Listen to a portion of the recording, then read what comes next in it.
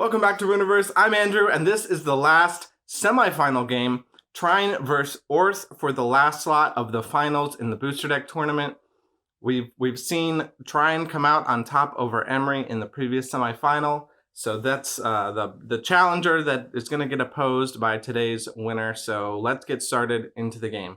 All right, the Orth player is ready to kick things off here with their first Rift and Imperatus, the Dedication Mage, who will evoke the Deadly Scorpion, and we'll guard with Imperatus and get a little bit more control over what that Scorpion trades with. The Trine player here will open their first Rift and draw for the turn and play. Okay, we're going to play Cantrell, the Stone Mage, and we're going to play a Yanpee and an Egg of Unerring Tenacity. And then we're going to guard with, we'll guard with the Yanpee and see if our opponent wants to trade with that. It's possible we just want to save that. Actually, we've got some level 4 stuff, but I think we want to get the Deadly off the table. So if our opponent wants to trade with the Yanpee, we'll let them. All right, and back to Orth. We will open our second Rift and draw for the turn. We will play Jove, the Earth Mage, and with 2 power per mage here, do we want to trade?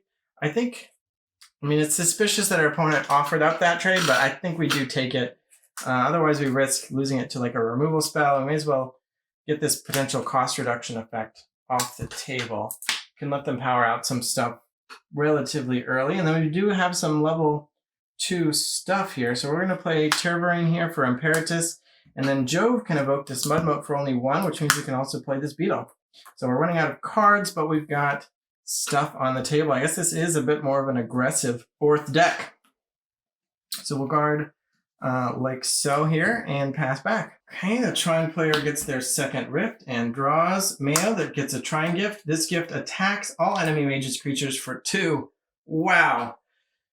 Okay, so yeah, that's the Trine gift. Mudmote is gone. Beetle is gone. Terverine's Burrow means it actually becomes tasked and is burrowed. So at least it's safe. But yeah, that was harsh. So they'll go ahead and play Mayo, the Destruction Mage. And wow, okay, so never mind about Orth being aggressive here. I think we're gonna, as the Trine player, we're gonna play Brickmote with Cantrell since she's a Stone Mage, assisting with Mayo, and that's gonna give this a level +1 counter. And then we're gonna use the Egg's reinforceability to give us some Vim. Now we've got this level 5 beater here. And I think that's it for us. So what a heartbreak for the Orth player, that Trine gift. We're going to have to do a lot of dreaming to catch up from that. We could have had a pretty aggressive start there. We could have broken a couple bonds. I mean, as it is, we can still untask Terverine with the Tunnel Attack ability, make it level 3, and break 1 bond. But I don't think we're getting through that Brickmote, especially with the Vim on it, yet here. Yeah, let's just go get a bond. Okay, and then let's dream. We do have some stuff in our hand. It's not terrible, but not enough. So we want to supplement it here with some stuff from hand. So this Imperatus is not our Earth Mage, so Mudmote's going to cost 2. I guess we just play Cockatrice here. And I don't think it's worth assisting to play Mudmote, so let's throw that back. But we are going to also dream with Jove. Before we do, let's go ahead and play Thilda, another Earth Mage, just so we have 3 mages in case we want to assist. And yeah, we're going to dream with Jove. So let's shuffle this up.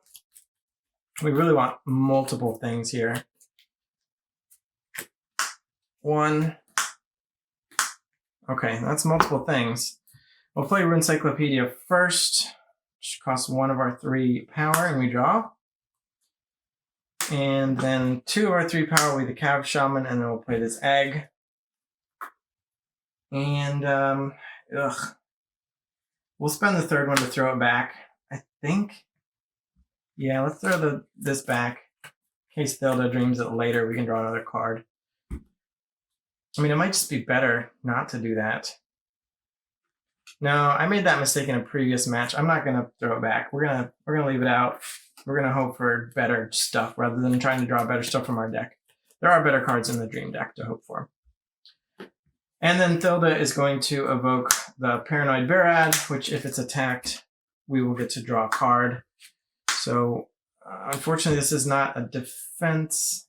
So yeah, we're going to guard with the Egg here, the Barad here, and then we'll guard with the Terrain. Not only, well, burrowing means the Deadly won't really kick in, but the burrowing makes it a great guard anyway. So there you go. So we forgot to untask and guard as the Trine player, but it's not a huge deal. Let's open our third Rift and draw. That's a good one. What do we have here? We have this big level 5. The only really thing we can take out here is the Paranoid Barad, where they get to draw a card, but at least it'll be out of the way. So I guess we'll just do that. Boom. Get this out. They get a card. And then we will evoke Yen Flayer here. And, we haven't played the third mage yet. So we have Stone, Destruction, and we'll play Bobby for Tenacity. And then here with Mayo, actually let's go to Bobby and we're gonna dream. See what she gets. 1, 2. Okay, 2 pips, 3 cards. She's Tenacity, which means Stone's Throw is not cheaper. We can attack for 2. We can use that to take out the Egg or just burrow the Terrain. That doesn't help. Or we could break a bond from Thilda, but we got to pay 3 power for that. I think I'm planning to play these cards for Mayo, so all the rest of our power can go here. But Tenacity doesn't do anything unless we have a creature.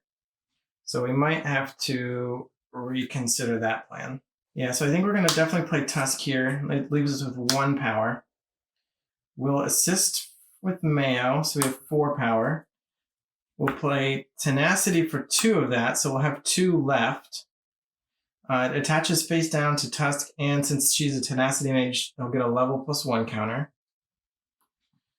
And then with 2 more power, let's go ahead and assist again from hand. So we have 5. We can use 3 of it to Stone's Throw and break a bond.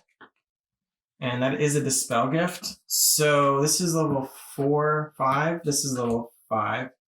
So we get to decide, and I think let's go ahead and let our Brick Moat lose 1 of its Vim. And then we've got 2 power left, and we're going to use 1 of it to play Encyclopedia and draw. I'm just going to go while the shields are down. We're going to play Ember Boar, and we're going to Dispel it to attack for 2 and break this bond here. And that is a bond gift. So they've got 4, we've got 5, so they do get a bond. That's unfortunate. Kind of a waste of a card there. All right, and then for Mayo, or no, we already assisted, right? So we're out of power. So all done. And let's decide how to guard. We can take these guard tokens here. We'll still guard with the Brick Mode, I think. It's big. And we'll guard. No, let's guard with the Yen Flayer.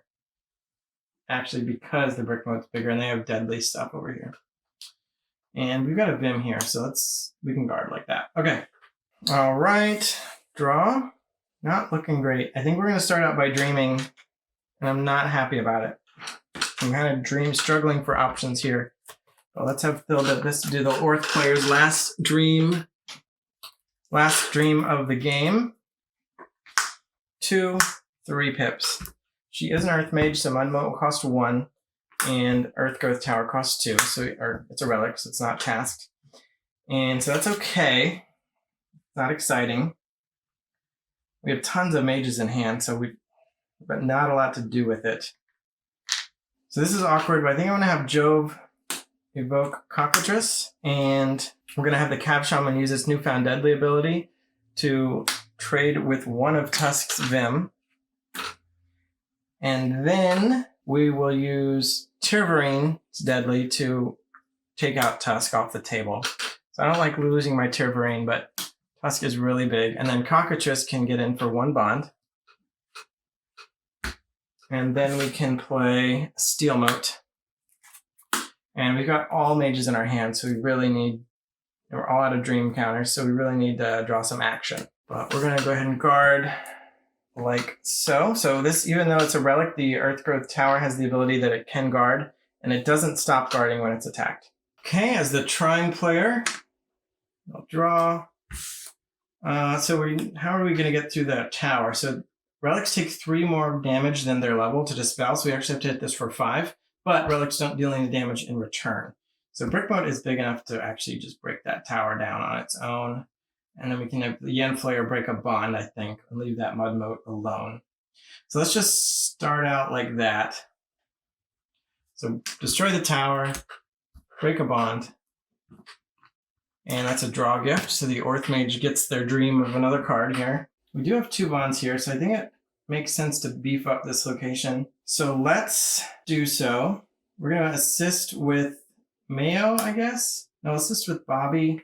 Oh, yeah, we have a lot of options. If we had all those mages in our hand, we could do some stuff here. All right, but this is going to give us 6 power. So we'll just play the Yeti. It's awkward because we have a Yanpi, which could make the Yeti cost 1 less, but then we're still spending 5 and not 6. So I think we'd rather just play Yeti to a different location. Although we're wasting power, so let's not. Let's go ahead and play it here. And then for Maya, we'll have her evoke Immolate. Although the question is, we can't choose Steel Mode. We have to attack that, but we're not attacking this turn. Well, this is an attack, but it's an attack that requires, it can't get through a ward. So if we do Immolate this turn, all we're doing is killing that mud moat. So that might not actually be, or a stupid egg. So maybe we don't do that. Yeah, let's save it. We're wasting tons of power, but it is what it is. So we could actually assist to shuffle the Encyclopedia back. This is a huge question of this game series: is do you shuffle the Encyclopedia back? Yeah, let's leave it. There's better cards in the dream deck. We don't want to dream the Encyclopedia again and again. So we're only going to be able to guard here and only with 1 creature. So let's make it this brick moat, I suppose. No, Yen Flayer again. Keep forgetting about Deadly. Okay. The Orth player is hoping for some more action. That is action, but it's slow. Oh, look at that hand. 6 mages and 1 creature. That's a bummer for the Orth player.